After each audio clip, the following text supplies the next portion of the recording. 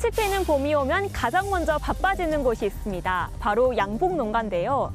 그런데 최근 몇 년 사이 농가의 꿀벌들이 대량으로 실종되는 일이 발생하고 있는데요. 올해 사정은 어떤지 농가를 찾아왔습니다. 한평에서 18년째 양봉업에 종사 중인 이재업 씨. 연일 뚝 떨어진 기온 탓에 월동 중인 꿀벌 관리에 더 힘쓰고 있습니다.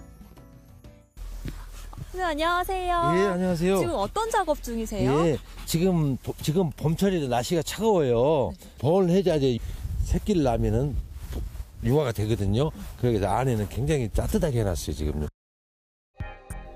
이 농가는 모두 3곳에서 꿀벌을 키우는데 평소 200여 개의 벌통이 있어야 할 꿀벌 농장에는 인근 농장에서 지난달 구입한 16개 벌통만 남아 있습니다.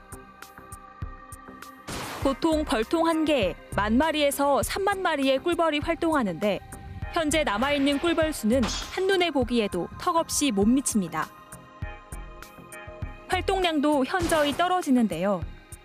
벌통 바로 옆에선 폐사해 있는 벌을 쉽게 볼 수 있습니다. 이런 식으로 벌이 이유 없이 다 죽어서 나오니까 저희 양봉 농가로서는 참 답답할, 정확히 원인을 알고 가면 좋은데. 지난해 여름 290만 개 수준이던 전국 벌통 수는 연말에 247만 개로 줄었고 전남도에서는 삼천 양봉 농가에서 벌통 16만 개, 최대 48억만 마리의 벌이 사라졌습니다. 남부지방에서 주로 나타났던 꿀벌 실종 현상은 빠르게 확산되고 있습니다. 충청과 경기, 강원도에서도 비슷한 일이 일어나고 있는데요. 이렇게 꿀벌이 사라지는 이유로 정부는 진드기의 일종인 해충, 응애를 원인으로 꼽습니다. 꿀을 채취하고 난 뒤 로열젤리 같은 봉산물을 얻느라 응애 방제 시기를 놓친 데다 뒤늦게 방제를 시작하면서 약재를 너무 많이 쓴 탓에 벌의 면역력이 떨어졌다는 분석입니다. 기존의 농가분들이 많이 사용하고 있는 약재에 대한 내성이 발생해서 방제가 제대로 안 되고, 그 꿀벌응애는 이제 꿀벌에 기생하면서 그 면역력을 떨어뜨리고 수명을 떨어뜨리는 작용을 하면서 결국 궁극적으로 꿀벌이 폐사하는 데까지 되는 가장 주요한 요인이라고 보시면 될 것 같습니다. 꿀벌 실종 사태가 수년째 반복되면서 응애 방제는 어느 정도 이루어졌지만 이제는 증식이 가능한 건강한 꿀벌 찾기가 쉽지 않아진 상황입니다.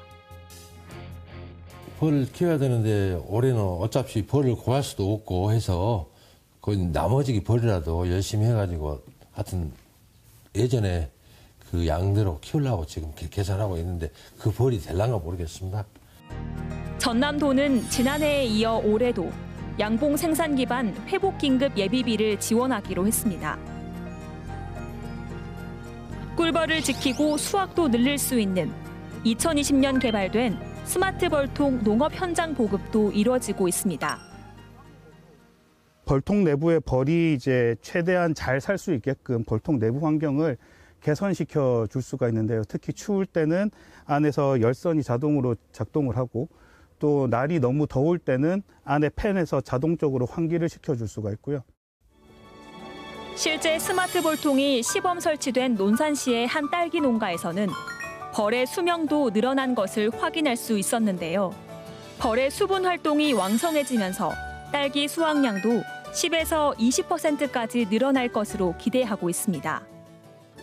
이 벌통을 사용하게 되면 기존보다 한 수명이, 이 벌통에 대한 수명이 약 68일 정도 더 증가를 하고요. 벌에 대한 활동성도 1.6배 정도 증가합니다. 꿀벌 생산성을 높일 수 있는 계량종 보급도 이루어지고 있는데요.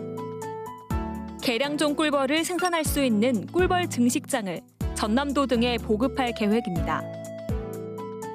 지금 올해 3개소가 시작이 되고 내년에 2개소가 추가돼가지고 저희들이 가지고 있는 품종을 이제 신속하게 보급할 체계를 마련을 하고 있습니다.